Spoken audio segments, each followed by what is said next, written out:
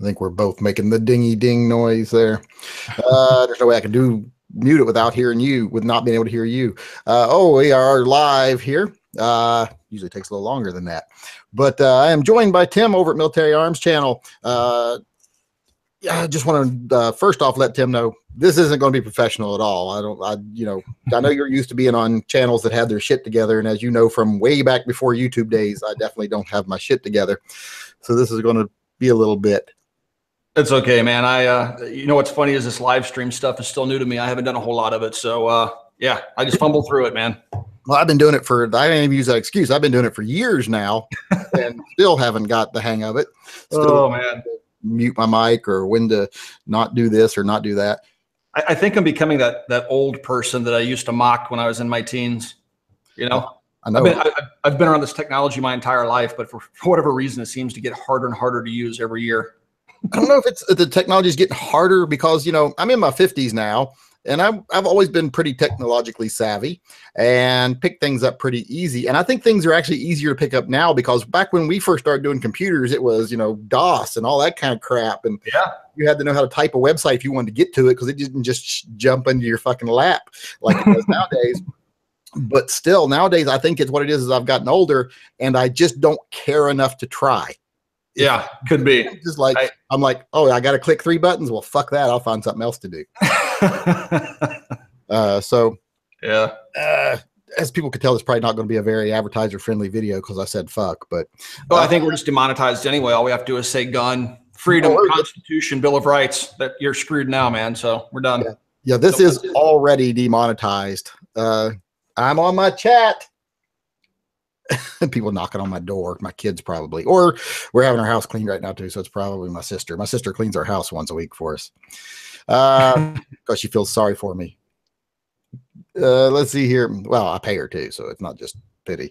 But I wanted to do my first ever Patreon only chat today, and I'd had this scheduled from earlier. Like last week, I told people this week I'd do my first Patreon only chat. So we're going to have a small audience today. We're not going to get that 800 to 1,200 people we get quite often. It's probably going to be 100 people, maybe at most, I would say.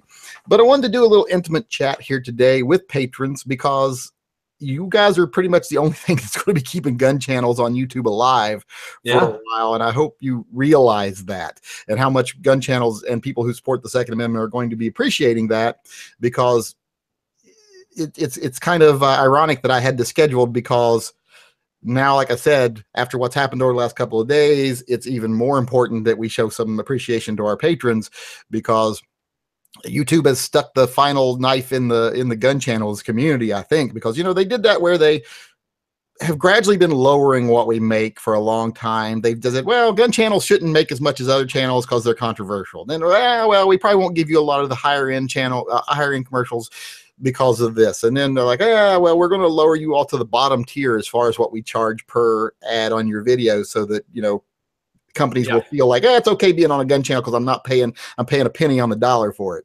I mean, I make 2.5 to 3 million views a month. You're bigger than me. And show me a channel that is a makeup channel or something like that, or a just acting like an idiot slut on YouTube. Yeah. And that gets 3 million views a month. I'm not talking giant channels. I'm talking littler ones that get 3 million views a month, and show me those channels that make $8 a day in YouTube. Well, exactly. No, what's kind of funny is my audience has pointed out to me in the past things that I don't catch. I would say roughly 60% of the views I see on YouTube come from a cell phone. And one of my faithful viewers reached out to me one day and said, hey, Mac, you know, they're squashing you now on the search results on YouTube. And I said, really, what makes you say that? And they said, well, go to your phone app and in the search bar, start typing military. Now, I've done this before in the past. And it used to be once you started typing the word military, immediately it would auto-populate your selections. And at the very top would be Military Arms Channel because it's the most searched string like that on YouTube. But it wasn't populating anymore with Military Arms Channel. It was Military Makeup Channel. You know what I mean? It was everything but the Military Arms Channel. You had to start typing Military Arms, and then it would complete channel. So they made that minor change just to squash my searchability. Another thing that's interesting to do is go to your browser and go to any firearms related channel, scroll to the bottom, and go ahead. I'm gonna do this so I can tell everybody how to do it correctly. I'm gonna go to your channel, Yankee, and Good, I can use scroll to the bottom. At the very bottom, I see the option to turn restricted mode on or off. By default, most channels or most users have it set to off, no restrictions. If you click it to on and click save, now take a look at the Yankee Marshall's channel. There's no videos. Oh, so we've already been blacklisted. And what that does is, I mean, this happened a few years ago where YouTube started bucketing content types for advertisers. And so it used to be that if you ran an ad on YouTube, it would just go to all channels, just whatever, just randomly serving up ads to all channels. This is after they butchered the partnership program. And then enough advertisers complained that they wanted to be able to target certain audiences. And so they started to set buckets in groups, and they sat firearms off into their own little bucket, but then they didn't, or firearms or outdoor sports, hunting, things like that, in their own little bucket, but they were automatically not selected. So now advertisers had to go over and click, I want to include those viewers in the, you know, wherever we broadcast these ads. And so we immediately started to see less and less monetization that way. You know, it's like you said, Yankee, it's been going down gradually over the years, and YouTube keeps making these algorithmic changes and all these little changes that in the end screw us out of more and more money, to the point where, you know, I had half the views and half the subscribers, and subscribers have nothing to do with how much you earn on YouTube, but it's all about views. But I made more money 2 years ago than I make now. I make more money 3 or 4 years ago than I make right now. I made actually 10 times 4 years ago what I make now, because I'm not making anything now. Because yeah, I mean, I know channels roughly our size. I'm not going to give any names out, but I got a phone call from one of my buddies. You know, we're all a fairly tight knit group, and he goes, "Dude, I'm not even going to get a YouTube check this month from the network because I didn't break $1,000."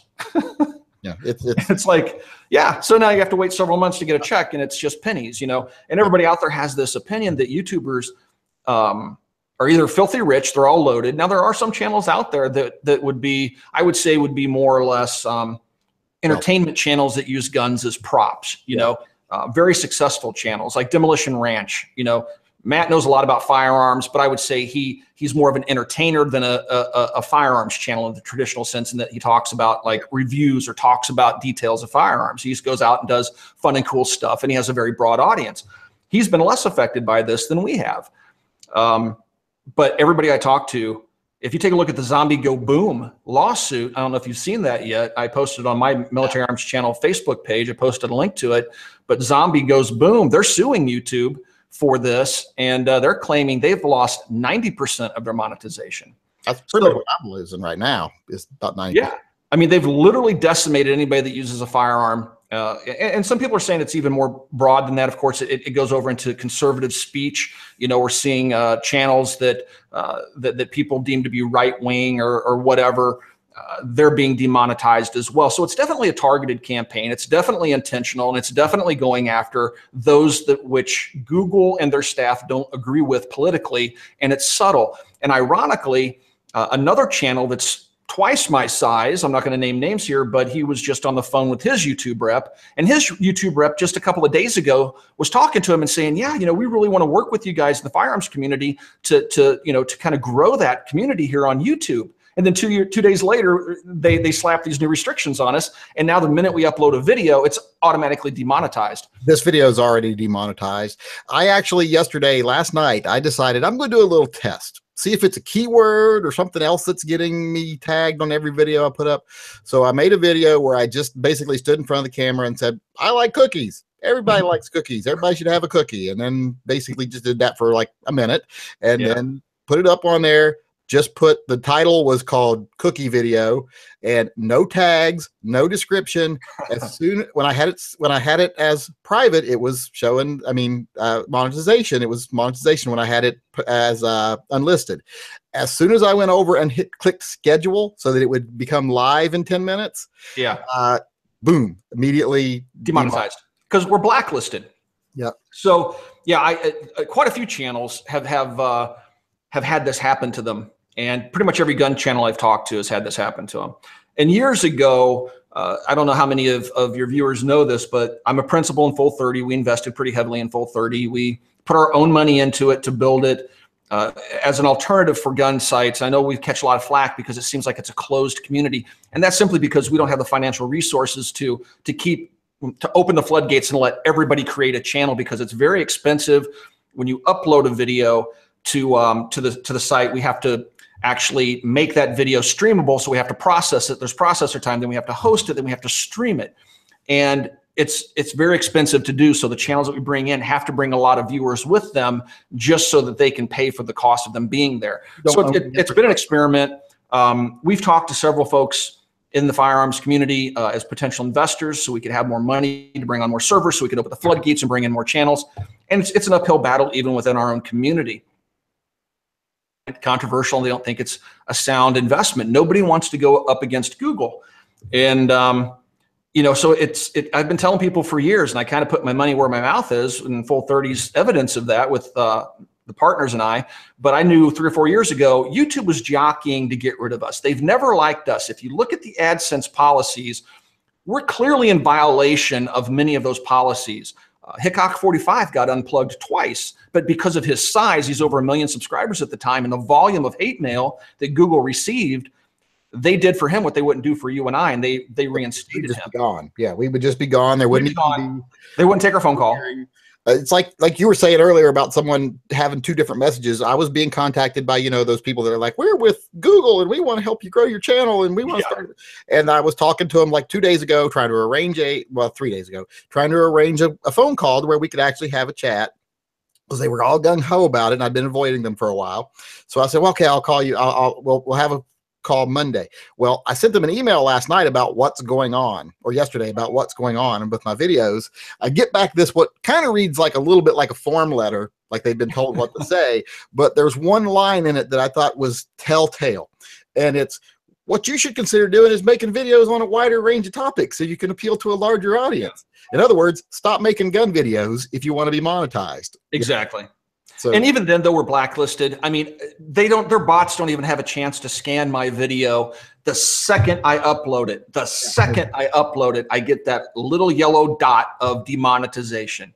And it's not a scan thing anyway, because like I say, I made a video where I said nothing offensive, nothing controversial, had no tags, no description, and it was immediately demonetized. That is not an algorithm doing that. That is a black. No, I'm looking at your channel right now. You're restricted, and it's blacklisted, and it's something, like I said 3 years ago, I was telling the community it's gonna happen. They're gonna find a way to get rid of us. They're not gonna kick us off. They can't just go through and turn off gun content channels, right? There's just too many of us. But what they're gonna do is they're just gonna, when we reach a certain size and they take notice, they realize we're there, they're just gonna demonetize us. You take our money away and we go away. That's their plan. Now, what they didn't plan for us are sites like Patreon, where we can go and crowdfund. For now, because Patreon, one of their founders is an Antifa person. They wrote a blog post supporting Antifa, right? So there's this alt-left element to Patreon, who, of course, just not that long ago banned a conservative talk show host, a YouTube talk show host, a female. They banned her because they said that her speech could get somebody killed, and that her banishment from Patreon was would never be considered again, just go away. And her hate speech that could get people killed was that she was advocating for a group that helps immigrants trying to cross the Mediterranean Sea to safely get to the other side. And this group sinks boats that aren't seaworthy and then rescues refugees that are in sinking or in bad shaped craft and take them to the shores of the countries they're trying to get to. That's her hate speech to get people killed. Right? No, it's just the fact that she was conservative and they didn't like her, and so they kicked her off. So we don't know what to expect here at Patreon either, man. No, I mean, I'm a liberal. I would guarantee I'm not a big gun channel, but I'm probably the largest liberal gun channel that is a very vocal liberal that actually gets involved in politics. Now, I understand, and people always think that, what are you hating on other channels? I'm like, it's not hating on other channels. Like, I made a video talking about there's different types of channels. There's entertainment, reviewers, there's presenters, etc. And we all fall into our own little category, and we all need to exist. Yep. And people think, well, that's hating. It's not hating. It's just being factual. It's like when people used to ask me, why aren't you on Full 30? I was like, well, for one reason, the first thing I'd always say, because that asshole Tim never asked me, I would always say, well, that's not who I'm trying to reach. That's a gun channel for people who know guns and want to see guns. I'm the guy who's not really that big of a, I'm a big gun guy, but I'm not like a professional gun guy. And I'm not trying to preach to conservatives or show guns to gun people. I'm trying to maybe have liberals stumble across my gun channel, which is why I think it's so important that people be on YouTube, because, everybody gets on YouTube, young, old, whatever. And when they're searching stuff, they might come across, hey, I actually do want to see what a rifle does to an iPhone, or, hey, there's someone talking about the political thing that I'm looking up right now, but turns out they're a gun channel, so, and then they get to see gun channels and the people doing them and go, hey, that guy's just like my cousin, they're not, the nut job that they're always portrayed as. So I think it's very important we be there. If you watch my videos, you'll notice there's one thing I never do. And it's not only just watch my videos, but read my posts on my Facebook page or on Instagram. There's one thing that I never do.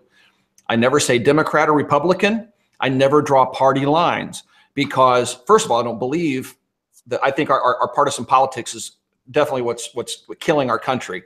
People don't really care about the person they're talking about with regards to a politician. All they care about is Democrat or Republican. It's a team sport. Go Republican, go Democrat. They don't even know who's running for office or what they've done in the past. If they got an R or a D in front of their name, that's who they're voting for. It's a spectator sport. I never say Republican or Democrat, leftist or whatever. It's either gun or anti-gunner, because you as a liberal, or however you want to identify yourself, as progressive, liberal, whatever. I'm a classic liberal. If you take a look, Google that sometime. It's just, I'm a libertarian, man. Leave me alone. I leave you alone. I don't care what you do. I don't care how you do it. I don't care what you believe in. It's irrelevant to me. I believe in freedom and freedom for all. You should do whatever you want as long as you're not physically hurting me or stealing from me. What difference does it make? But I never make those party distinctions, because at least in my estimation, 30% of my viewers would self-identify as being a Democrat or a progressive. Being a gun owner isn't something that's exclusive to white Republicans between 28 years and 35 years of age. That's not who gun owners are. And I think there's sometimes black Republicans own guns too. Pardon me? Sometimes black Republicans own guns too. Sometimes. Yeah. It's, you know what, man? It's like, it seems like every group, of course I own a gun store. And right after Donald Trump became president, we saw a lot more females that maybe identify as, we don't ask people their party affiliation, but probably identify as left-leaning or Democrats coming in, buying firearms. We noticed more other minority groups, gay couples, things like that were coming in buying guns, because they felt, this is what the irony of it, and they openly started the political debate. I never started a political debate in my gun shop, but they felt that the country was coming unstitched because Trump became president, and they saw in the future turmoil, and they felt that they need to be protected. And it's a complete role reversal, because when Obama was president, all the right-leaning or people that might identify as Republicans were buying guns because they were scared that Obama was going to bring about the end of the earth. So it's funny watching this pendulum swing. I sit in the middle because I identify with no party. I think partisan politics is what's tearing our country apart. And it's just wild to see this. Perfect example of what you're talking about, how people don't even care. I see all these people coming on, like, come on, Yankee, get on the bandwagon of Kid Rock for senator. And I'm like, why the fuck would I ever vote for that guy for senator? He's never shown me anything that he's even a decent person, much less someone I'd want representing me in my government. But you're just saying that because he's Republican website told you to vote for Kid Rock. Right. And it's sickening to me to watch it. I watch CNN, I watch Fox News, I watch MSNBC, and I watch them all during the election. And watching those channels, it's like oozing partisanship, all of them. And it's just mind-boggling to me. And the people that control the media control the masses. All this stuff that's going on in Boston and Charlottesville and all this stuff right now, all this stuff is being manufactured. It's almost as if it's a distraction. And I'm not a conspiracy theorist, but it seems to me that the only people that serve to gain from causing divisions within America are politicians, and politicians that may have another agenda. If they can cause riots, if they can cause civil unrest to the point where they have to call out the National Guard and impose curfews and things like that, people tend to approve of more legislation that would ban more things that would further restrict our freedoms. You know, today we're seeing, I think it was in Boston, and this is mind-boggling to me, being 49 years old myself. As a kid in the 80s growing up, I never thought I would live to see this in America. But the two different groups in Boston protesting today were one group that was pro free speech, and the second group was anti-free speech. Who in the world in America would argue in favor of anti-free speech, argue against free speech? Well, see, I'm going to disagree. How do we get here? I'm going to disagree a little bit because I don't know if the other group was anti-free speech because I haven't watched the news today, so I can't really agree. I was just listening to the radio on the way out to the range, but that's what I gathered from the radio, and this is from CNN and Fox. I have satellite radio. See, one of the problems I run into with a lot of people about these demonstrations and about YouTube in general is people keep yelling, "My First Amendment right, my First Amendment right, my First Amendment right." And I'm like, you people don't understand what the First Amendment, what First Amendment is. All the First Amendment says is the government isn't going to interfere in your right to speak freely against the government or address grievances, say what you feel, and to peacefully assemble. After that, if you go out and stand on a soapbox on the corner and shout N-words or the devil and a bunch of people beat the shit out of you, well, they may have broken the law, but that's the consequence of your free speech, and that's not the government restricting you. So therefore, that's not a violation of your First Amendment right. That's just you getting your ass kicked for saying something stupid. Right. I kind of feel the same way about big protests. If 10 racists show up and 1,000 anti-racists show up and they end up beating up the racist, well, that's not a First Amendment violation. It is a crime.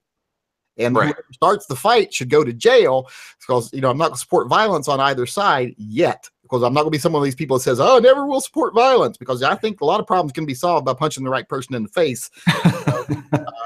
Growing up in the military in a really rough town, I've seen a lot of potentially big problems get stopped early because someone punched them in the face at the right time. So I'm not going to say that, you know, violence is never the answer. The application of force at the right time certainly has its benefits. Which is what I've been trying to express to people is like, you know, even with groups as vile as Antifa or whatever you want to think they're good or bad or whatever, you can't say that they should never use force. You should argue with their justification. Like, this is not the time to use force. You're not doing it for the right reasons, and you're not doing it at the right time. We can't fall into that trap of saying never is violence the answer, because that's what they want us to fall. That's not true. I mean, if you take a look at, all you have to do is read the Federalist Papers or take a look at our founding fathers and what they said and how we even came to have a First and Second Amendment. You know, our founding fathers gave us the Second Amendment because if our government becomes unhinged and steps outside of its boundary, outside of its box too far, and it no longer listens to the will of the people, it is our job as citizens to put the government back into its box. Now, we can do that through voting and we can do that through freedom of speech, but if those fail, that's why the Second Amendment is there. It's a check and it's a balance. It gives the ultimate power of government to the people. Our government rules at our consent. If at any time the majority of us decide our government no longer serves us, it is our obligation to throw that government out. And if that means marching on Washington with rifles and pitchforks, that's what it means. And that's exactly what our founding fathers put the Second Amendment in place for. It's not about sporting purposes or hunting Bambi. No, that's what I tell people. It's about fighting for liberty. And if you take away my freedom, I have the right to take it back by force if necessary. It's like I was watching, you know, and I like Tina Fey. I'll admit, I think she's funny. When she does Sarah Palin, it's hysterical. And I find her writing 30 Rock, I like that. But she made a comment during a thing she was doing on the news the other night where she said, and there's militias all over the country with rifles, and they're not cops. You know, they trained themselves, as if that's a horrible thing. And I'm like, that's what should be. There should be militias all over the country, because we're already to the point where the government does not serve us. Look at the 10% approval rate of Congress. Oh, I agree. To the point. See, this is one thing that I struggle with, though. I warn people. I never want to live to see a civil war here in the United States, because first of all, it's neighbor against neighbor. People that advocate for civil war have never been in the military, certainly have never been in a combat situation or been in a situation where people are actually being killed. When a civil war breaks out, your children, your family, they could very well be killed. You're going to be shooting at your neighbor's going to be shooting at you. It is a very ugly thing, and it's to be avoided at all costs. Now, to say that it should never happen, Well, that's another thing, but there's a threshold there somewhere. But I would never advocate for a civil war. I would prefer we find other ways to solve our problems. And I wouldn't say that we've gone so far as of right now that we can't solve our problems without going to war. But prepare for war, because you never know what's going to happen. I mean, take a look at World War I. It got started when the Archduke Ferdinand was assassinated, and most people in that era couldn't find Austria-Hungary on a map. They didn't know who the hell he was. But his death was one of those little dominoes that started all the other dominoes falling that started World War I. You never know what that spark's going to be. It could have been the Bundy Ranch when the BLM decided they were going to go in and confiscate the cattle from Bundy's, and patriots stood up to the government. They went there in force with weapons and pointed guns at federal agents and backed them down. And that's exactly why we have a Second Amendment. And nobody was prosecuted for that, which surprised the heck out of me. But yeah, I mean, I never want to see a civil war. I think that's the last thing I want to see, but I wouldn't rule it out, and we need to prepare. I don't know. I don't think we'll ever see a civil war in this country. I've been asked this question before. What I think we might see is an uprising, which is what I would hope. I hope none of it ever happens, because like I say, we're already at the point where government doesn't serve us. We need to get them the fuck out of there, and we need to send them a message that they need, which is why I think they're creating such big diversions now, because they kind of got the message when Trump was elected that we don't like you anymore, and we're start changing things, and they don't want that to happen. But we're already at the point where they don't serve us, but we're not to the point yet where we can't change it through proper method. But eventually, if things do go bad, which is the worst thing in the world, as far as I'm concerned, I don't think it'll be so much a civil war as it will just be an uprising. And it'll be the 1% of the people trying to pack their bag shit and grab their money and run, while 99% of people decide they're not taking it anymore. So I don't think we'll ever have a civil war. I think these people that sit on their podcasts or whatever and yell, "I want a civil war," well, you don't even know what it means, because whenever those people, like when they start doing well, I want Alabama to secede, I'm always like, thank God, because you're like that fucking cousin that borrows $100 every week, pays me back 15 of it, and then wants to borrow another 100 the next week, because you aren't contributing. So shut up. You know, when you're not contributing, you might want to keep your mouth shut. Here's what's funny. You brought up an interesting point. Boy, have we gone way off the track of talking about demonetization, but but before Trump got elected, I was in Texas, and there were road signs or billboards that were pro-secession for Texas, right? Texas has had this movement for a long time of secession. They want to secede. And for the longest time, those that would identify with the left, progressives, liberals, Democrats, whatever, have always chastised those that said they wanted to secede from the Union, that wanted to back out. We're done. We don't want your debt. We don't want your politics. We're going to go and, readopt the Constitution and Bill of Rights in their entirety. And we're going to, set up our own new government, and we're leaving the United States. And so those on the left would chastise the right and make fun of them because of those states that felt like they wanted to secede. Well, right after Trump was elected, there was a huge secessionist movement in California. The same people that were chastising those that wanted to secede under Obama were now wanting to secede from the Union under Trump. It's this hypocrisy. And it's just, I don't know if it's just that the majority of people are dumb as rocks, or if they're so into this partisan politics nonsense that they can't see past their nose and they don't realize the hypocrisy. But I made a point the other day in a video where I said, the government tries to convince us every day that the guy standing next to us in line at the grocery store or at the bus stop or whatever is a bad person, and we can't trust them to make good decisions. Yeah. They try to convince us that every day. And I'm like, I don't believe that. I think 99% of people are good people that will make the right decision if when they have to. Like, I think you could put 100 people one at a time on a bank of a river, and if you throw a puppy in the river, 99 of that 100 people will jump in, try to save the puppy, even if they're not strong swimmers. They'll make good moral decisions. However, 97 of those people standing on the river, I would not trust to balance my checkbook or do my taxes, because I think they are probably dumb as fucking rocks, because most people nowadays don't have a need to be intelligent to survive. So I think they might be dumb as a rock. But I think they're good people, though. It could be creative editing, but when you watch those man on the street interviews that you'll see every once in a while on YouTube or on one of the television broadcast networks, and they go up and they ask people, who did the United States fight in the Civil War? And the people go, France, Germany. It's like, wow, man. And these people could tell you exactly what Kim Kardashian war yesterday, and they could tell you if they're Republican or Democrat, but they couldn't tell you who America fought in the Civil War. It's mind-numbing to me, but in the same token, I have to support that, right?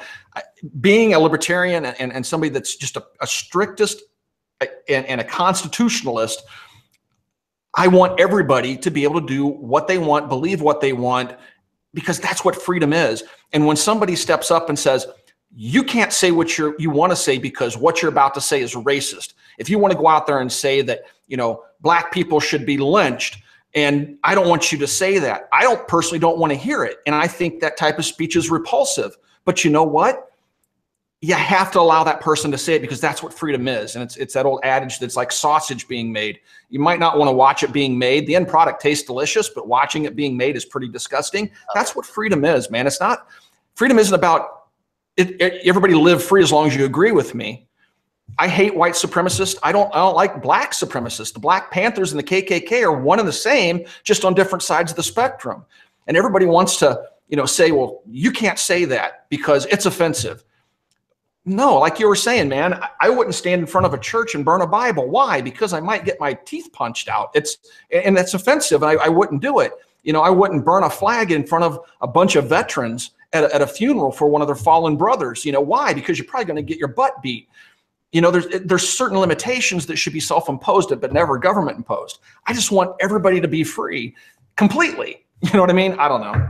It seems like too much common sense, but I see so many people fighting to take freedom away. It's a hard line to draw. You shouldn't be able to do that. You can't own that. You can't say that. When it comes to speech and stuff, it's a hard line to draw. Like, I 100% support the First Amendment. I 100% support the people to right to assemble freely and say what they want to say, as long as they do so peacefully. But I don't feel the need to facilitate some people in what they say.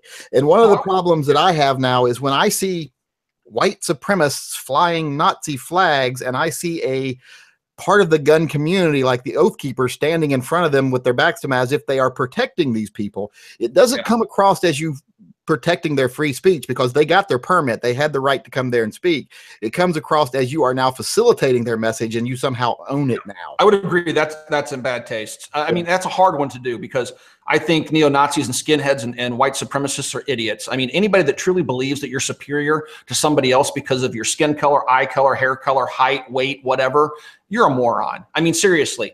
You can take my organs out of my body and put them into a black person, or vice versa, and our organs are compatible. We're the same species. We're the same thing. We just have different appearances. And to think that you're superior to somebody else because of your feature set versus theirs, it makes you an idiot. But less people are short. Right, free speech just as much as you and I do, man. And that's the hard part of freedom. But unless they're short like James Yeager. If they're short like Yeager, then we are better than them because they're small. So that's the one exception. It has nothing to do with race, color, creed. It's height, or redheads. I also maintain the belief that redheads have no souls, and therefore they are. Well, I can't say I agree with any of that, man. No. But I'm just sitting here being just amused, and I know this doesn't mean anything to anybody out there, but many years ago, I never would have thought we'd be to a point where both of us are sitting here having a live chat on YouTube, because I looked back to an email you sent me once saying, hey, I think I'm going to start a channel on YouTube. And I was like, although I have no fucking clue what YouTube is. And that seems like it was just yesterday. I know. We used to converse. What people don't know is you and I used to go and converse on many of the discussion forums I don't even go to anymore, like the High Road. And what was the primary one we used to hang out on? I'm trying to remember what it was. It wasn't AR15.com. It was something like the High Road or I can't even remember the names. I got banned from half of them. Masad Ayub got me banned from one of them. I've gotten banned from the 1911 forums because I went on, Kimber rants and whatnot. But that's how I started. And I remember when I did, I remember I started the YouTube channel just before you did. And we were both actively posting, in essence, what would be a review, because you and I are a lot similar in that we like to buy a lot of guns because we're curious. And so when we get a new gun, we'd post a picture of it and we'd post our thoughts. And that for me, that progression was natural. When YouTube popped up, I thought, well, let's just make a video. It's a lot easier. And I'll post a link to the video because it's cooler to have a video versus a still image. And that's what got me into YouTube. And then when I started seeing people say, hey, post more videos, man, and I watched my subscriber count grow, I thought, man, there's something to this. Never in my life did I think I would quit my corporate job or get laid off, but I knew it was coming, and become a YouTuber and a gun store owner. That was something I never even planned for, man. And it's so weird, but there was a time at YouTube when you could make a living making videos. And despite what the trolls will tell you, that was the promise of YouTube when it first came out, was the fact that you could pick up a camera and post videos. And if you built an audience, you can make a living being a content creator. It's decentralized information, something I believe in wholeheartedly. It's still true for a lot of things. Like if I would have when I started to do my channel, you know, I was also a big electronics guy. I love cell phones, electronics, gadgets. I always got the newest cell phone, always had the newest watch, you know, the newest new electronic shit in my house. And at that time I knew I could start an electronics channel and would be making 10 times more money than I am now. Yep. Guns were more important because there's that whole freedom aspect behind them where there's not that so much behind cell phones. And both of us could have done something else on YouTube too. Yeah. But we felt there was a reason to do gun content. And like you, I started kind of accidentally. I did a video. It was on one of those forums that I can't remember now, that someone said, hey, how do you take a Smith & Wesson 645 apart? I can't get the slide off mine. I kept trying to tell them and I couldn't figure it. And they're like, well, make me a YouTube video. And I'm like, well, I don't know how to do that. And they're like, just film it with you know, a flip phone or whatever. Because I knew I had the flip videos and stuff because I was big into technology stuff. Yeah. So I did it and put it on YouTube. And that started all of it, because I come back like 3 weeks later and there's like tons of comments and people are like, oh, that's a good explanation of how to take that gun apart. Can you show me how to do this gun or that gun, or tell me how to do this gun? And it just snowballed from there. And you know what's funny, man? It's like, I remember when your channel took off, and I remember back in the early days when you did a lot of text overlays, like right over your face. Mm-hmm. It was text. So you're talking and putting up text at the same time, but it was so different because we've all taken different tacks in how we've done our channels, right? So that's what I find is interesting about the diversity of the gun culture on YouTube, is that we all do different things. Like Nut and Fancy is just hardcore. This bolt turns right, this one turns left. This is how it works in this environment, and I've tested it for a year. And you know, he's real hard, what I consider a reviewer. Now, I think in your video you deemed me to be a reviewer, which I thought was kind of funny because I don't really see myself as a reviewer, because I do a lot of out-of-the-box tests. I'm sorry? Some people are mixed. You know, no one's, I don't think very many people are 100% anything. Like I am 50% activist, 30% reviewer, 10% presenter, you know, and 10% just dick. Maybe he says presenter, but basically the way I look at my videos is, you know, I started off trying to do the gun review, but I don't find them to be fun for myself. I thought I sucked at it, right? So I'm a collector, man, and I have a very diverse collection. I've been collecting guns for well over 30 years, and I had a very high-paying job until 3 years ago. And I was able, with my disposable income, to buy a considerable number of firearms. And I love old guns and 80s guns, and I like some of the newer stuff. And so I look at my videos as more of a, hey, come with me and hang out with me at the range type of video. I'm not going to go into great detail. I'm going to share my thoughts with you. If it malfunctions, I'm going to show you the malfunction. If I don't like it, I'm going to tell you I don't like it. But it isn't this detailed long-term testing of a particular firearm, and I get down to the nuts and bolts of why this is better than, you know, product B. I'll just say this thing's awesome or this thing sucks, and I'm happy with the purchase, or man, I screwed up. Which I think is kind of a presentation. I see those as presentations. Like, hey, look what I got. I'm going to show it to you. Yeah, pretty much, and that's it. But you know, I maintain. You know, I've resisted the temptation to take sponsorships from gun companies and stuff like that, or for gun companies to say, hey, let me send you a gun, a check for $5,000. And that's not to begrudge, as you've said, that's not to begrudge the channels that do that. We're all trying to find our way in life, right? I don't care how you monetize on YouTube. And some people make commercials for a living. That doesn't mean they're bad people. They make a commercial for a living. I mean, that's their job. If you do that, that's fine. I have no problem with those types of gun channels.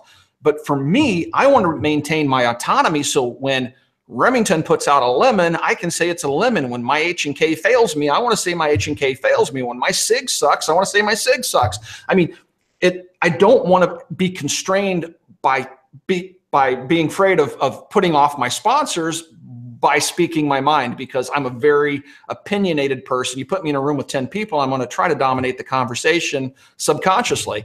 And I'm very opinionated. And I just can't do that. And that's why Patreon seemed like a solution for me, because when YouTube yanked the money out from underneath of us, I thought, well, what am I going to do now? How am I going to finance this thing?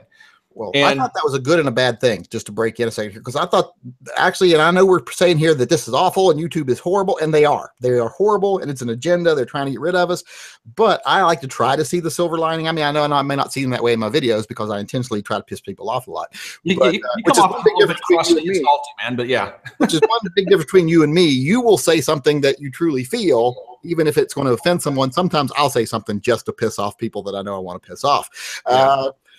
But one of the good things I think about it going away, and I'm trying to look at the silver cloud, the silver line to the cloud here, is I have noticed that channels your size and my size, we're lucky because we can get on Patreon because we weren't making big money on YouTube.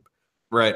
We're trying to replace a subsidy income here, you know, like a little side income, and we're able to do that through Patreon. If you're Hickok or you're Iraqi veteran and you lose your income from YouTube, you're not going to make that up on Patreon because, you know, the 3 million people that sub to a big channel, or 5 million or whatever, they're not going to go over to Patreon. It's still going to be the same tiny little percentage of people that support us that support them. Yeah, I agree. They're going to be yanked down immediately to our income level, and they ain't going to be able to handle that. They can't live like me. I'm a bum, but I don't spend money on anything but guns. People are like, why do you buy guns? How do you afford to buy guns? I don't smoke, don't drink, don't go anywhere. You don't drink either. Yeah, me either. I have no vices. I don't smoke. I don't drink. I don't gamble. Las Vegas is the most boring place in the world for me. It is for me too. Well, every time if I lost $100, you know, gambling in Las Vegas, I'd be so mad because that's $100 put towards a firearm or ammunition. That's how I feel about it. People are always like, I'm playing this slot machine. I'm like, how much can you win? They're like, you can win $1,000. I'm like, well, I'd rather keep the $1,000 I already have and go buy a gun. That's exactly right, man. We're a lot alike in that regard too. But I always tell people I don't spend a lot of money. But other big channels, they can't do that. They've built an infrastructure. They've built a system. They've got fans that are that want product from them. So the good thing for you and me is we can sort of replace our meager income on Patreon. But then there's little groups, little gun channels that cannot, and that $150, $200 a month they made off YouTube, that was keeping their channel afloat, buying them ammo, etc. Right. They can't get anyone to support them on Patreon, so they're screwed. And the big channels, they can't replace their income with Patreon. So my only fear with the big channels is, well, then they have to take sponsorship, which does influence their opinions, like you were saying. Absolutely. Because they have to support that infrastructure. They have to support that fan base, and they're not going to get it off Patreon. So it's only a good thing for channels our size, like 200,000 to 800,000 subs. Yeah. Not going to be good for channels million subs and up, because they're going to have to find outside sources. And a lot of people might not like the sources they have to go to. Well, you take a look at like Iraq Veteran. He kind of pioneered that way, at least from my limited view of the gun community on YouTube. But he realized that, monetization was sagging for him and his crew. And, he employs several people with his channel and the income that YouTube was generating, but he shifted over to doing man cans, which I thought was a genius move, a buyer's club, right? Mm-hmm. And that's what I've turned my patron page into, is more or less a buyer's club. You come in, pay $1 a month, but then, I'll sell you a $1,000 rifle for $6.99, and we're all happy. You just recouped your $1 monthly contribution 100-fold over with one purchase. But he did the man cans thing, and it's a subscription box, and he just every month mails out thousands of these boxes that are sold between $30 and $100 a month, and that's really how he's monetizing now. And he's less dependent on that YouTube revenue that he's lost. And we're all trying to find that. So like Patreon just came to me the day we got the plug pulled on us. I was like, what am I going to do? Well, I knew other folks were doing Patreon. I really didn't know much about it. I knew the guys at InRange TV were having really good luck with it. So I just quickly made a video, made an account on Patreon, posted a video live on YouTube and on my Facebook page. And, immediately my closest fans started to come over and kick in a few bucks here and there. And it made the world a difference because it completely offset my losses on YouTube, which allows us to continue to grow. But yeah, which will keep us on here, because it's the same thing with me. If it hadn't been for Patreon, I wouldn't be doing this anymore. And it wouldn't be because, in my case, solely the cost, but I have a family. And the only reason I'm given the leeway I'm given to do the things I do is because I can always say, hey, this helps us a lot on our taxes because I just made $500 on a YouTube and I've donated that to this and that offsets our capital gains and blah, blah, blah. And that's why I got away with it for a long time. If it got to where YouTube wasn't helping us in any way financially, I'd be told, get the fuck out of the garage, go mow the lawn. You know? Yeah, I know. Believe me, my wife had a very hard time with me. You know, I had this vision. I've been on YouTube coming up on 9 years now, man, time flies. And I remember every weekend, you know, I worked my day job, and every weekend I wasn't working the corporate job. I was out filming. So Saturday or Sunday was my film day. I tried to do at least one video a week. And my wife was on me all the time. You're taking away what little family time you have, making these stupid videos we get nothing out of. But I had this long-term plan, right? And slowly she started to see that this is what he really wants to do. And as it built, and while I was still working the corporate job, I found investors and a partner, and we set up Copper Custom. We started to build a gun store.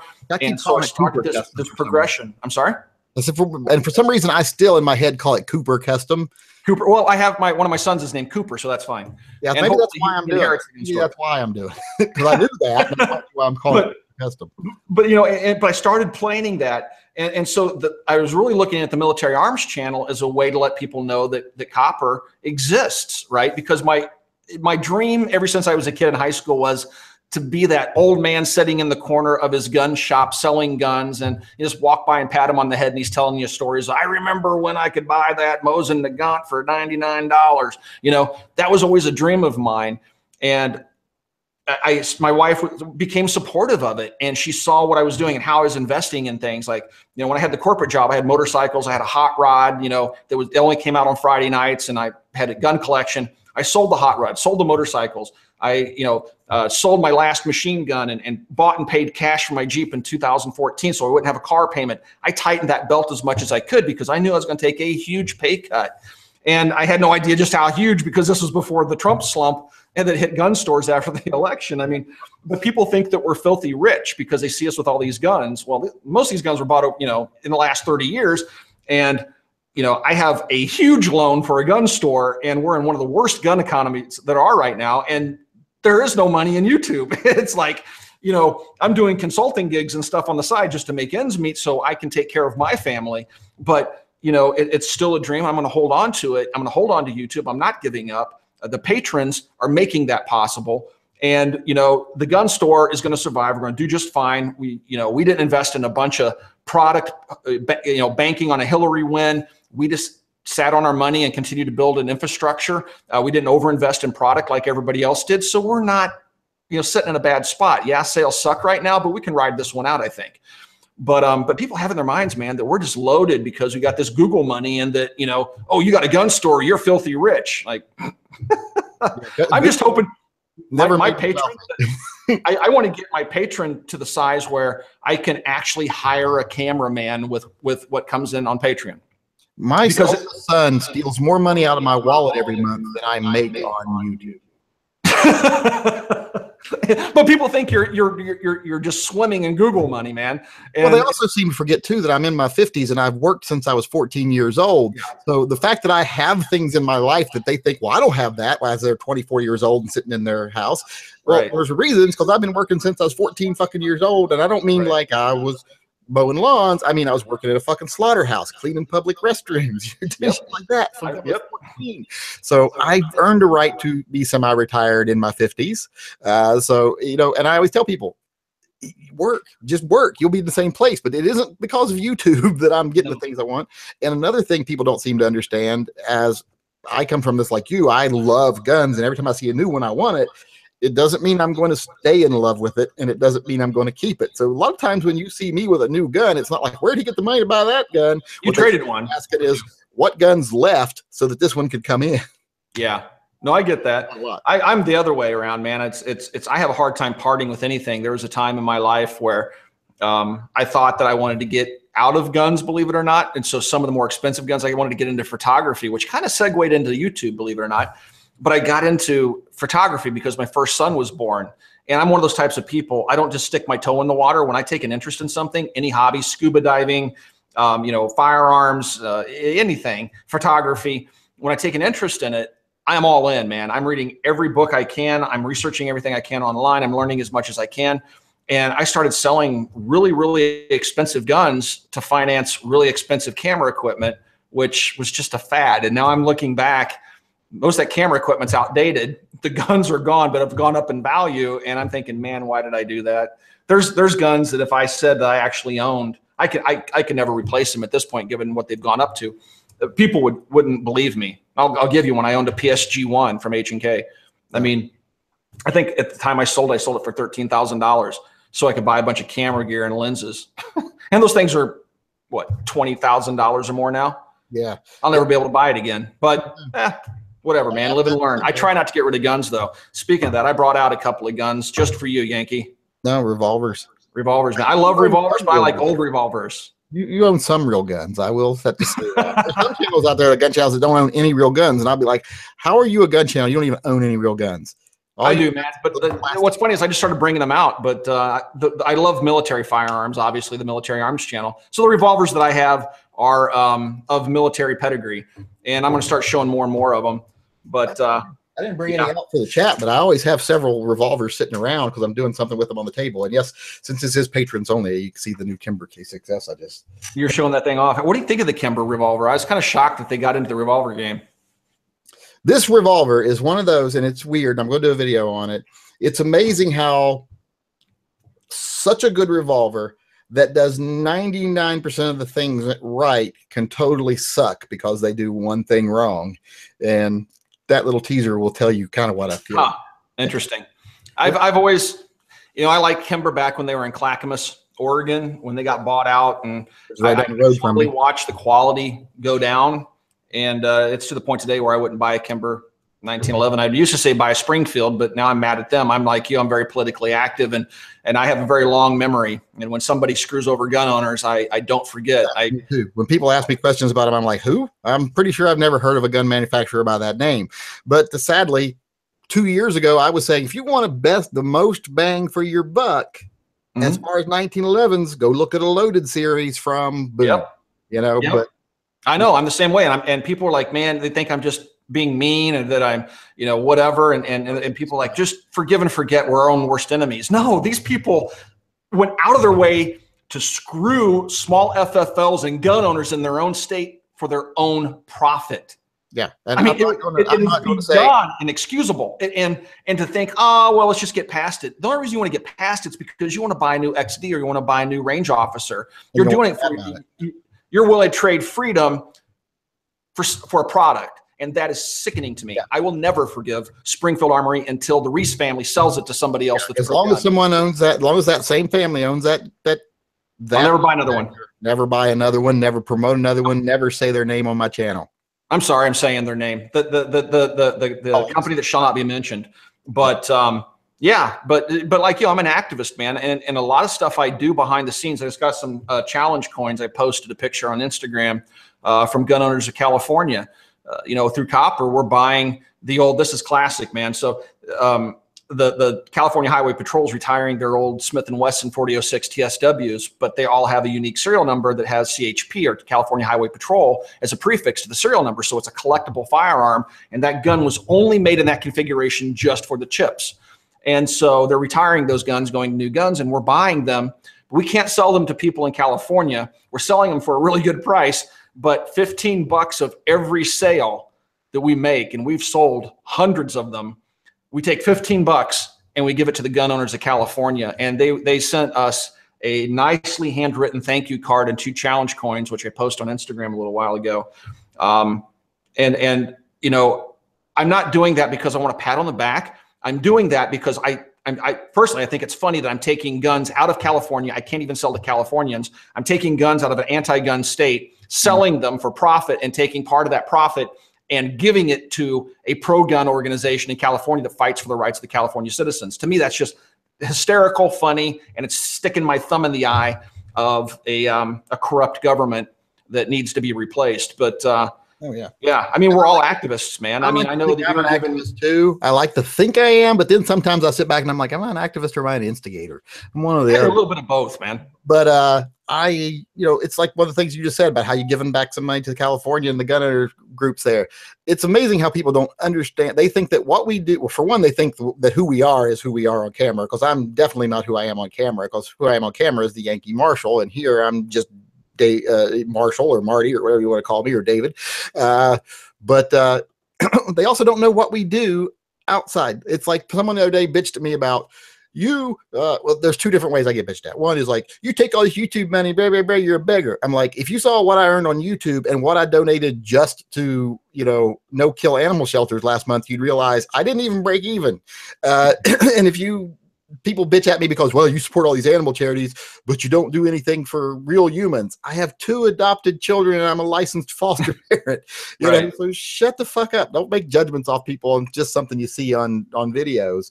But they don't know what I think right now, and you're probably going to want to stick your finger in your ears for a few minutes, because I'm going to talk about how much I hate the NRA. But I don't like. No, go ahead, man. I was there a year ago. I don't like the NRA. I don't see them changing. I don't think they're going to change. I think they're a bunch of fucking liars. I think you are too generous in giving them the benefit of the doubt, because I think they've stabbed us too many times. But we need people that are less cynical than me out there. But I don't think they do as much for gun rights and the image of the Second Amendment in this country as a handful of the gun channels on YouTube. No, I agree, but I agree that historically the NRA has been, you know me, man. I've been critical of the NRA. We've shared similar views. I was mad at them about the Hughes Amendment. I was mad at them about their collaboration with the Clinton administration. I was mad at them. They literally wrote the Gun Control Act in 1934 and 1968. They wrote the NFA. But there was a paradigm shift in the 70s. They were, where they became more pro-gun, whatever. But I've always had a problem with them, and I would vote year by year with my dues. But the reason I've switched gears on the NRA is because at the 1,000-man shoot that took place recently, Pete Brownell at the time felt that he was probably going to become the next president of the NRA. And I've gotten to know Pete Brownell. When I'm sitting there having coffee with him that morning, he reached out to me because I assume because he knew I was a staunch critic of the NRA and busted their chops quite frequently in social media. And he wanted to sit down and have a conversation with me one-on-one. And we sat down and I aired all my grievances going back to the 30s, right, that I have with the NRA, all the problems, fighting Heller and their opposition to Heller when they should have been throwing money into seeing it through to the end in the Supreme Court, and them jumping at the very end after they fought it the whole way and then claiming victory. All that stuff just rubbed me wrong. And I laid it all out on the table, man. I don't pull my punches. And I told him, this is why I have a problem with the NRA. And he said that, there's a good chance that he was going to become the next president of the NRA. I asked him about what he did. He's a big hunter, outdoorsman. I got to know more about Chris Cox, who owns machine guns and suppressors, and that's what he primarily shoots when he goes shooting. I started to learn more about these people, and especially Pete in general. And I've stayed in communications with Pete. And then when he did become the president of the NRA, he was insistent upon me coming to something that they call the President's Reception, which, it's a bit stuffy, right? It's the board members of the NRA and probably big donors and stuff that come in. But I came in dressed as I normally would. I had a backpack on, ironically, that had an AR-15 broken down in the back, and there's all these security guards standing around with their little earpieces and stuff, and there I am standing right in the midst of them. If they were critical of that, then they wouldn't be true gun owners. But I saw something there that I needed to see. And that was them talking about all the programs that they were working on that year and all the outreach programs to inner city communities. And they had people there that had benefited from efforts that they were doing, programs that I never even knew existed that the NRA was pushing. And I had 20 minutes to speak with Wayne LaPierre, a man who I had serious problems with most of my adult life. And in that 20 minutes, I got to know more about him than I've got to know about him just simply by reading stuff on forums. And he's not the person I thought he was. And he's very pro-gun and very much. But this is all my personal opinion, right? But all this changed. You and me right there. I think Wayne LaPierre is a fucking con man who could charm the snake, the skin off a snake. Maybe that's the case, man. But just let me say that, I told Pete, if you keep your promises to me, and he did, everything he told me that morning over breakfast came true. I said, when you become president, I will become a life member. I will support the NRA. And for 4 years, Trump had just won the election at the 1,000-man shoot. And I said, for 4 years, if we have a friendly House, Senate, and president, I'll support the NRA. And I know that every battle can't be won. I just want to see the battles being fought. I want the NRA to go to bat to get suppressors off the registry, to get us national reciprocity, and all these other things, get SBRs off the registry. All these things that I want to see happen. If you fight those battles, I'll continue to support the NRA. But after the end of 4 years, if I haven't seen those battles even being fought, NRA not trying to fight those battles, I'm going to go right back to being your critic, and I'm going to resign my lifetime membership. And see, I'm going to give them that 4-year chance, man. And just like you donate. I'm going to say, I'm not changing my opinion of you until you fulfill your promise. Man, we got 4 years. And in your 50 plus years on this planet, have you ever seen an opportunity where we had the majority in the House, the Senate? When I say the majority, pro-gun voters, because I'm not a Republican or Democrat, right? But where we had a pro-gun House, Senate, and White House, where we actually had an opportunity to pass pro-gun legislation. Has it ever happened before? Well, yeah, under Bush, we had a Bush, and Bush was anti-gun as hell. Yeah, but he's, like I'm saying, he's one of the Republicans that's fake pro-gun. Yeah, Bush 43 would have signed another assault weapons ban, and he said so. If it had come to his desk, he would have signed it. So that's why absolutely both of them falling for the Republican 41 and 43 because they both sucked. But I've never seen this situation where we have new leadership in the NRA. We have a friendly White House, House, and Senate. So I want to take advantage of this perfect storm that I've never seen before in my life and give it a crack, man. We have to stop infighting just for 4 years. And then let's just go back to it, man. Let's go back to beating up on them if they don't perform.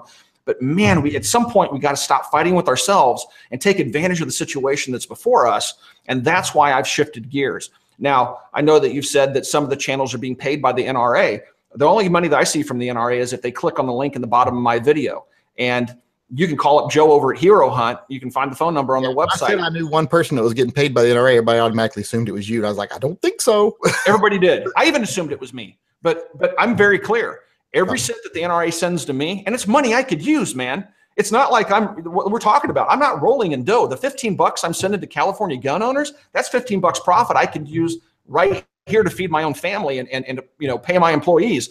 I'm giving that money away because I'm an activist, and the money that the NRA gives to me, I would feel dirty if I kept it, because then I wouldn't feel clean and saying join the NRA and use the link down below so I can pad my pocket. And people would be right in criticizing me. So I take every cent of that and I donate it to an organization that helps veterans and first responders that are injured in the line of duty. And just like you donate to animal shelters and things like that. And so I want to plug real quick. Also, one of the things I've been donating to lately is Canines for Warriors. If anybody's out there wants to donate to Canines for Warriors, please go do so. Or iheartdogs.com. They sell like a bracelet. It's got an American flag on it and everything that helps provide service animals for veterans. So that's awesome, man. And see, that's struggle with trolls that, it happens to me on Facebook. Like somebody said today, you certainly beg an awful lot for a guy that owns a gun shop. I showed that to my cameraman. We just laughed. It's like, man, people who own gun shops, I just love kicking people when they're down, man. Trolls on the internet take great pride in hurting you as much as they possibly can. Yeah, they're sociopaths. They can't really hurt anybody because we all know who they are. It rolls off my back, man, but they are trying their level best to bring you down and say you're a paid shill, you're filthy rich, and you're conning people, you're begging people for money. That's like saying, and let's go back to the Patreon thing, begging for money. No, it's like saying that actors are begging at the box office when you go pay $15 to watch a movie, or that the Walking Dead cast and crew are begging you through DirecTV when you pay your monthly subscription fee to watch that entertainment. Patreon is just allowing our audience that consumes the content that we produce at cost to ourselves. They're directly supporting us voluntarily. That's not begging. Begging is getting nothing in return for the money. What I don't understand is people on the other side who feel like they deserve something for free. I'm like, where did you get this entitlement mentality? I mean, it didn't exist in my generation. So I'm like, where are you getting this from? Right. I don't know, man. If I would have ever said, the ABC, this company owes me money for free, I shouldn't have to watch these commercials on TV. My grandfather would be like, where the fuck do you think you live? Russia, get the fuck out of here. That's capitalism. Yep. So, but yeah, for whatever reason, but this goes back to when the internet, both you and I are old enough to remember the internet when it just got started, right? And when the internet it started off as ARPANET and moved into the internet, and it was supposed to be free, and it was very much a university thing, and it was built by it was funded by the government as a backup during the built by Al Gore. What's that? It was built by Al Gore. Yeah, it was built by Al Gore and myself. Al and I worked together collaboratively on that. With the internet. But but everybody was of the opinion back then at the collegiate level that because it was built by universities, that it should never be corporate. It should never be, turned into a place where business is conducted. It should always be free. And of course, it's evolved into something else. But there's little vestiges of people, even people that weren't even alive back then when that discussion was being had, that still think everything on the internet should be free. We shouldn't be paid for, buying ammunition, buying guns, going out, paying cameramen, filming, working all day long, editing, posting, answering comments. I work more now making YouTube videos and owning a gun store than I ever worked in my corporate job. I work 7 days a week. I never know what day it is. 7 days a week, a lot less money a day. Just answering emails and shit. What's that? Just answering emails and shit is 7 days a week. Oh my gosh, man. It's like if I don't, I was on the road last week and I couldn't keep up with my daily emails. At the end of 2 days, I had almost 600 emails I had to sort through. Yeah, and I had like 2 days where I couldn't make a video recently because I got drywall in my eye and got an eye infection, and I didn't think people wanted to watch videos with pus oozing out of my eye. And I started getting emails for that, like, where the fuck are you at? What happened? Like, you owe us these videos. No, it's not those people. Most of the people are people that like just want to enjoy your videos. Because I love when someone sends me an email saying like, I've been sick recently and I enjoy watching your videos. Help me get that. I love that stuff. And that's probably what I love the most. And then next, what I love most is people who say, hey, I went out today and bought a gun because you got me into it, or I've tried a revolver today for the first time because you suggested it. That's what I love about. That's why I do my channel. But there is the reality of it's got to be money coming in, or else you can't spend the time doing this stuff. No. And you know what? I love being an activist. I love helping out other folks. And when we set up Copper, it's an online store for the most part, and it's a brick and mortar as well. But when we moved from our old location to our new, my partner and I had a discussion whether or not we would even have a storefront, be open to the public. And we both agreed every single day that we're open, at least a minimum of 5 fans that have never been to the store before come into the store. And typically it's much more than 5. And I have people come in from as far as China and Europe. I mean, I had a couple of guys come in from China. They flew into Las Vegas for a flashlight, trade show. They bought their own plane tickets to come to Chicago, rented a car and drove over to see me, not even knowing if I was going to be at the store. Thankfully I was. And they wanted to do an interview because in China, they have their own version of YouTube because it's a communist state and they kind of clamp down on what they can, do outside of China. And so they have their own little YouTube. I shot an interview with them and I said, hey guys, let's go grab some lunch. It's on me. And they couldn't believe I would take them to lunch. And I said, guys, I'm just a dude with a camera, man. I'm not a celebrity. I don't see myself as a celebrity.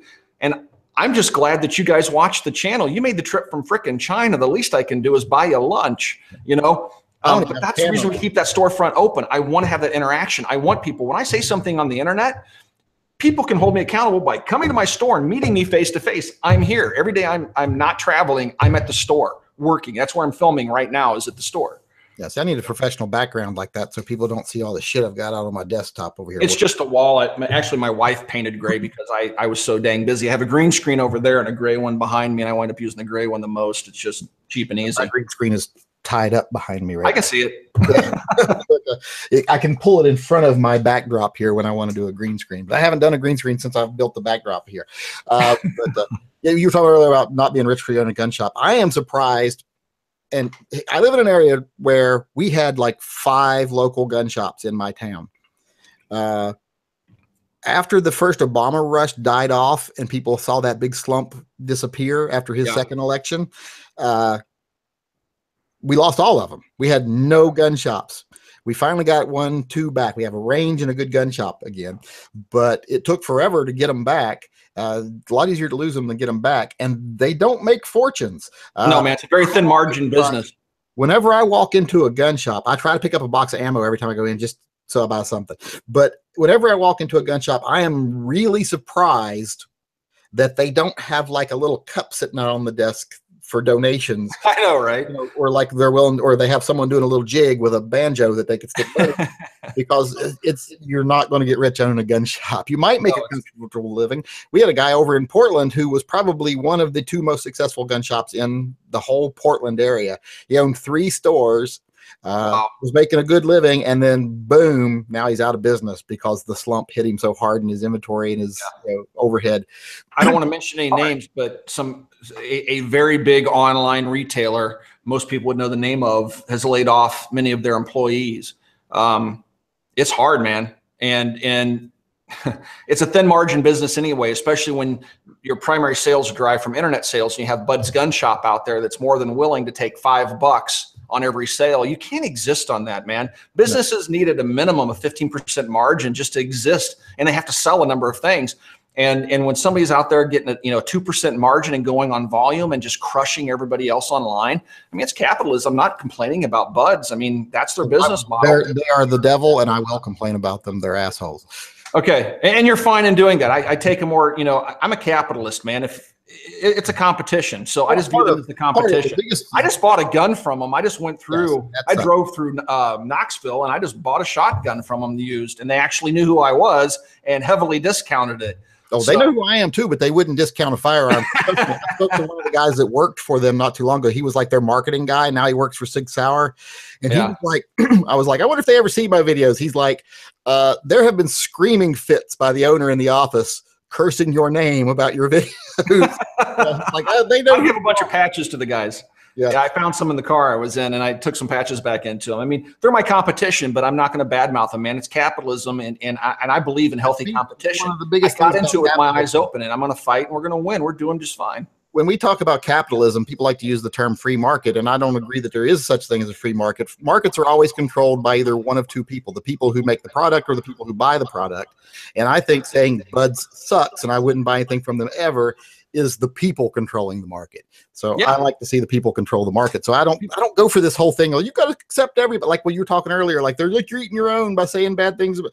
Fuck them. If that company that tried to put other gun shops out of business and tried to hurt gun rights and tried to sell us out for money that we're not going to say their name, I don't have to support them just for the sake of feeling like we're all one team. You name there's certain businesses I absolutely won't support. Cheaper Than Dirt's another one. Yeah, Cheaper Than Dirt. People always ask me, why are Cheaper Than Dirt dead to you? And I'm like, do people have such a short fucking memory that they can't remember that Cheaper Than Dirt, after we had the first Obama election, or after Newtown, they actually pulled orders back from UPS that were literally about to go to people's doorsteps, told those people, fuck you, gave them their money back, and then tripled the prices on everything. Yep. So I was they even after every shooting and every panic we had since we've had a gun store, we have never raised our prices to be like the other people that were trying to capitalize. Cheaper Than Dirt was the worst. Now there is supply and demand, and if you can't buy new product to put on the shelves and all you have is what's on hand, of course you have to mark that up some because you may not be able to replace it. If you don't have anything to put on the wall to sell, you're going to go out of business. So you better make money on what you have. I understand that. But people that go from Cheaper Than Dirt, where they were selling a case of ammunition for $300, and then the day after a shooting, it goes from $300 to $999, that's just criminal. But it's not criminal. It's capitalism. They did it to themselves, and we have every right to complain about them. I'll never buy anything from Cheaper Than Dirt. Capitalism. I won't mention them in videos anymore. That's saying we'll never buy from them again. That is the fundamental thing of capitalism. That's free market. That is the consumer controlling the market. We vote with our wallets, right? But yeah, I'm surprised more gun owners don't hold some of these companies' feet to the fire, like the company that shall not be named. And they have short memories, man. It's like, oh, well, as long as I get what I want, I can buy it. I'm just, I can forgive them. They said they were sorry. It's like the people that say, well, I can pay $5.69 for a Glock here at my local dealer, or I can save $30 getting it off the internet. And I'm like, well, yeah, but if you save $30 getting it off the internet, you're probably paying 15 or 20 for an FFL. So you're only saving $10 and you're willing to drive your local gun shop out of business to save that. People would do that to save $1. Yeah. Here, this is what's funny, man. I did a video, and you can find it on my channel if you look for it. I'm going to guess 3 or 4 years ago, maybe 4 years ago. Support your local gun shop. If you go through and read the comments, the majority of those comments are people saying how much they hate their local gun shop and how they suck, how they screw people out of money. They don't know anything about what they're talking about. They're charging $80 more than Bud. Way by the hatred that people have for their local gun shops. Dude, I go in, there's 2 gun shops here in my town, and it's not a very big town. And I go into my local gun shop and I still buy stuff from them. They're my competitor, but I still buy from them. I'm a friendly competitor. They have something I want because they get a lot of surplus guns in and stuff. If I can get a good deal and they give me great deals, they'll show me what they actually paid for it and we'll negotiate, a fair price for it. I mean, yeah, I used to own a bar. My competition, man. I mean, I used to own a bar and a restaurant. I owned a bar and a restaurant on a street of bars and restaurants. And people used to always say to me, don't you, oh, that place down the street's going out of business. Aren't you happy? I'm like, no, I'm miserable that they're going out of business because I'm a firm believer that I would make more money on a street full of restaurants than I would if I was the only restaurant, because people that come to get Asian food tonight might see my business simply because we're on the same street and decide to have Americana the next night. So I'm a firm believer that we all survive together if we all do the right things. Now, if there was a business in there that was trying to screw us all, I'd be like, screw them. But absolutely. If my local gun store was, pulling shenanigans and trying to undercut me or trying to do, sending spies in and trying to, into the store like, well, you're selling that for $3.99. I'm going to sell it for $3.79. I would be less inclined to support them, but that's not what's going on. My business partner and I had breakfast with the owner of the gun shop, like a month ago. We sat down, we had breakfast together. There's no reason to hate your competitors, man. No. And also, there's no reason. One of the 2 things I always tell people about their local gun shops is, one, if every gun shop you go to, you get treated like a dick, you're probably the problem. Because there's that. In a lot of gun shops, and there's a lot of people come in that they're the problem. Most of the people that come in that have that issue, they're the problem. But another thing is, they'll be like, well, I would never go to my gun shop because they just gouge you on prices. They want $50 more on a Glock than Bud's does or whoever does. And I'm like, yeah, and that other company got them for X amount of money because they bought 200 of them. This guy bought 3 of them and paid full wholesale on them, where the other guy paid 80% of wholesale because he bought 300 of them, or he bought 200 and they gave him 50 for free. So it's just, you've got to remember that, and it comes down to me is, they're my local gun shop. If it costs me on average 3 to 5% more to shop local, I'm going to fucking shop local. I always shop local. I always shop local. You'll see guys that'll come in, that'll look at your prices. You'll see them jump on their phone and they're maybe looking at Buds or whatever. That's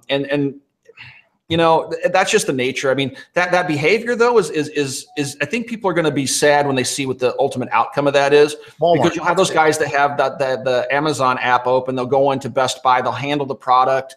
They'll, ask the salesperson their questions about it. They'll scan it and they'll see that it's $10 cheaper on Amazon. And so they hit buy while they're standing in the store. They just consume the resources that salesperson that's, getting an hourly wage was spent their time helping this person, answering their questions. They've invested in having that product on a shelf where you can handle it. Yet they went online to save $5. Yeah. And screwed that local business. I mean, that stuff drives me batty, man. There's a Walmart the same distance down this road from me as there is a Fred Meyer's this direction from me. I always shop at the Fred Meyer's, even if it is going to be 2 or 3% more expensive, because they pay their employees well, they treat their employees well, and they take care of their customers. Walmart doesn't, and it isn't worth saving 3% to go to some place where I know the employees are borderline destitute because of what they're paid and treated like dirt, like they're cattle, and they can be thrown away. So yeah, I mean, I just never have understood the mentality of something. What's funny, man? How long have we known each other, like virtually? This is the first conversation we've really had, despite all these years that we know each other in terms of not having a digital conversation. Oh, yeah. And what I find interesting about the conversation we're having right now is we have so much in common in terms of our moral compasses and how we view the world. This has been interesting for me, man. I'm trying to decide which one of us has more gray in their beard. Yeah, well, you're a little bit older than me. I'm only 49, man. I can't remember anything. My camera guy, which I hope through Patreon support, I'm able to actually hire him and have a full-time cameraman, which means I'll be able to produce even more content. But he's quite a bit younger than I am, and he remembers things like my PS90. I had a problem with. I had to pull the barrel out of it and send it into CMMG for some work, and I couldn't remember where I put my muzzle device, and I was having a conniption fit, man. And I called him on the phone. I'm like, Jason, where the heck did I put this thing? I can't remember where I left it. Did I leave it on your workbench? And he goes, no, dude, it's in your cup holder in your Jeep. And I outside. I look at my cup holder and it's in my Jeep. And I'm like, man, I'm about a year or two away from hiding my own Easter eggs. I don't know what I had for lunch yesterday. It's like, man, when I was younger, I could remember everything, had a memory like an elephant. And it's like, I don't know if I'm just too busy or if I'm just getting old. I'm dealing with an eye infection right now. And I went up literally last night. This is a true story. I thought, oh, I have to go up and put the medication in my eye. I go upstairs. And by the time I get to my bathroom, I brush my teeth and go back downstairs. I've done that so many times. Yeah. And I'm like, wait, I didn't go up there to brush my teeth. Why was I brushing my teeth? I went up there to put eye medication and had to go back. I do that all the time, man. And maybe that's just having kids and being busy, because we both have kids and we're both busy. I go upstairs and I think, oh yeah, I need to go upstairs. I need to put my phone on the charger or whatever. I'll go upstairs, I'll get distracted, and I'll come back downstairs. I'm like, dang it, I got to go upstairs, put my phone on the charger. I've done it as many as 3 times before I got it right and actually went upstairs and did what I was supposed to do. I know, man. Worse is when you walk you don't do something different. You just walk from your chair to your dining room to do something, and then you get in there and you're like, I have no recollection of the last 20 minutes of my life or why I'm in here. So, yeah, wow. Yeah. But we've been going for an hour and 20 minutes now. We were going to do this for an hour, so we've been going for a long time here. Thanks to everyone for coming that came. Thanks to Tim for showing up here, or Mac. I guess a lot of people, call me Tim, Mac. My name's out there, Tim, Mac, whatever. I respond to both. My kids call me Mac sometimes. Like, so many people call me Yankee that my kids are like, why did people, call you Yankee than David or Marty?